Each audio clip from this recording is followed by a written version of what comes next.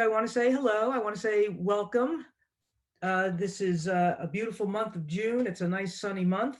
So we can all easily get distracted moving outdoors with our camera in hand, and we kind of walk away from our interior of our homes and our workspaces. And sometimes our self-promotion efforts kind of fall a little bit to the wayside. So just want to try and put together for you today a little bit of a motivation for keeping that self-promotion going and shedding any fears that you may have for self-promoting yourself and your photography. It's important that we stay at the forefront of keeping ourselves visible to whatever audience we have. It could be one person, it could be 1,000, it could be 10,000. What we have to always remain in front of our audience to get our work recognized and to increase our opportunity for art sales. So what I'd like to do, Jessica, I don't know if you have anything you'd like to add before we get started, but at that point, then I guess Sure. I'll get started. Well, yeah, no, I'm actually excited to hear about today's J&J Marketing Cafe. And really, as artists, we're always so self-conscious with the artwork. So to get other tips and tricks and insight with the actual marketing element, I think is huge for anyone, any level, and so on. So I'm really excited to hear about the steps and outline that you have. So Okay. I'm ready for it. All right. Bring it. All right. So let me share the right screen.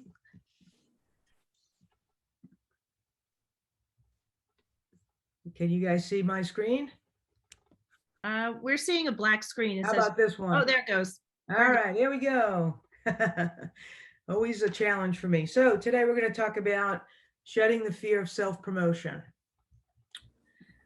Okay, so the first thing that we as artists have to answer a question before we can really talk about promoting ourselves is, what is our primary artistic photographic focus? We can love and focus on many creative aspects of our artistic creativity modes, but what is the primary art photography focus for you? The one that gets you all excited, gets your heart pumping? Is it florals? Is it wildlife, nature, maybe conceptual? So we'd like for you to start, as we head in down the path of self-promotion, to make sure you're focused on what is your niche. What is it that you really love to do, that you're passionate in talking about?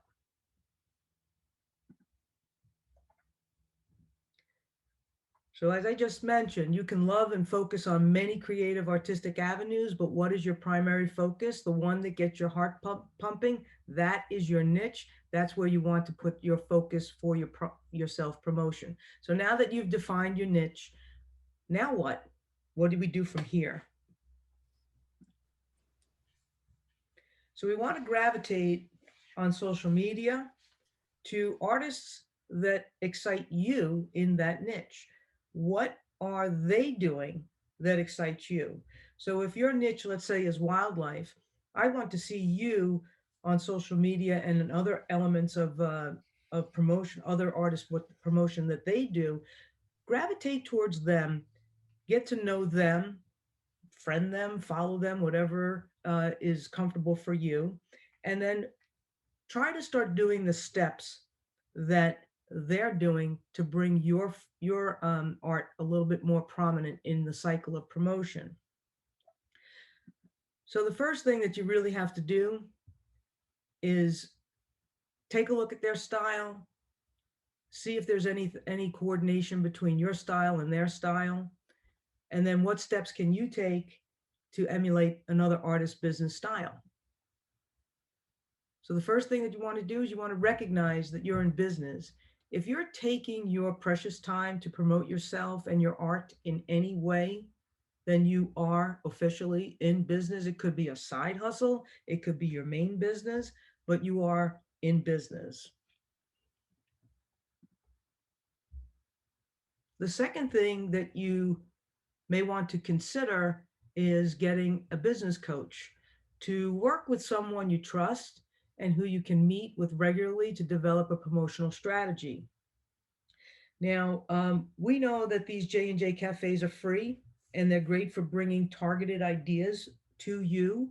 And we're very happy to have you with us. And we think it's important that you do come back to these cafes and also go on to our YouTube channel and look at some of the cafes we've done in the past.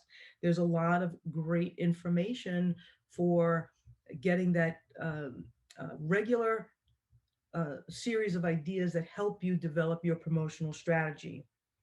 But one of the things we'd like to also let you know, and I'm not sure that any of you know this, but Photo Art Pavilion, Jessica and I, we do offer one-on-one art business coaching. So if that's something that you're interested in, there is in the chat room, Jessica put our email address there, and reach out to us. Let's get one-on-one if you need that type of a help to bust through some of those fears that you might be having with your promoting of your art and of yourself. So the next thing, oh, I'm just repeating myself. So we have free J&J Photo Art Marketing Cafes. We're going to have targeted ideas. We've got the YouTube channel there where you can subscribe and you can watch those channels, that YouTube channel over and over again, which is important. The one-on-one coaching, this information is available. Just reach out to us and we could schedule some time. We could work directly with you. So the third thing you need to do is invest in yourself. Again, we talked about this, the business coaching, get out of the comfort zone and past any hidden roadblocks. Even superstar athletes have coaches. So artists are no different. If you want to excel at what you're doing, have someone, even if it's not someone professional, maybe it's your spouse or a good friend, but someone that can look over your shoulder and give you advice on what you're doing right and what you're doing wrong. And let me just stop right there for a second. Like, in my opinion, I don't really feel that there's any specific right way or any specific wrong thing that you can be doing. I think as long as you are doing some self-promotion, I think that you're moving in a good direction. But what we want to be able to do is get you a little bit more targeted on what it is that you're doing with promoting yourself, and have no fear in doing so. So the successful self-promotional campaigns are a result of the accumulation of all the efforts that you're putting in. As I just mentioned, it could be something as simple as a social media post. We've talked in the past about direct email campaigns. Sometimes it could be just walking into a local medical office and dropping some business cards or some flyers. But get those accumulated types of self promotion going forward. Okay, the more that you do those things, the those efforts start to build. They build on one on top of the other on top of the other. You're your own brand, right? So being your own brand is very important. And how do you create a brand? It's repetitive. Think of those major brands out there like Coca-Cola, Pepsi, Nike, and so forth. We've seen those logos and that branding over and over and over again. You can do that in your own community. You just have to break out of the fear of self-promoting yourself. So now, I did this the other day and I was kind of astonished. So track what you're promoting and what is your audience jazzed up about. So what I did was I went through all of the last month's worth of my social media posts and also the emails that I sent out. I think I sent out only one newsletter last month. Uh, but what I did was I went through all of those things that I do and I started tracking uh, the likes, the interactions, and all of that. And what it did was showed me what my audience, my art audience wants to see, likes to see, enjoys seeing. And by doing so, it shook out for me that they really are very interested in my abstract work, which kind of shocked me because I feel like I define myself as a nature art photographer, more of a landscape photographer. And when I went through my posts and I started seeing, where I was getting the most engagement, I saw that a lot of it came around my abstract art. And also, I think it's because I'm new to this, but I've been doing some drone photography as well. I saw a lot of interest in that as well. We'll see how long that lasts. But right now, I guess because my audience is seeing something new from me, they're a little bit more excited to engage with me on that. So go through your promotions that you're doing, track and see what your audience is really engaging you with, and then do more of that.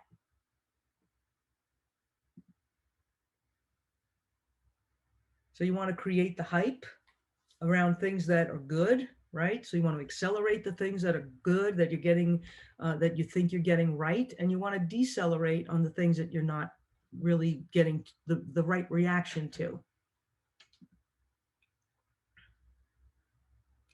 So I use this calendar. I know we send this out to all of our Photo Art Pavilion uh, artists that are utilizing the platform, but work with an events promotional calendar. Very important. We provide this to our Photo Art Pavilion artists, but there are others out there. If you're not part of Photo Art Pavilion on a month-to-month basis, go out there and do your research. You can buy promotional event calendars that go for an entire year. And this helps you create a very targeted approach to what you're doing with your social media posts.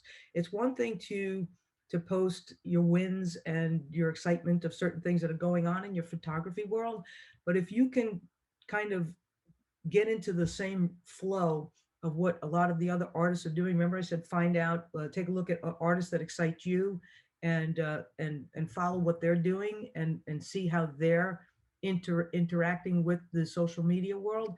These marketing calendars definitely help because they put you into the hashtag of the day, if you will. When there are people that go onto social media and they just look at the trending hashtag, and then they'll start looking at posts that go along with those trending hashtags. So this is a good thing for you to do is get yourself into a promotional events calendar.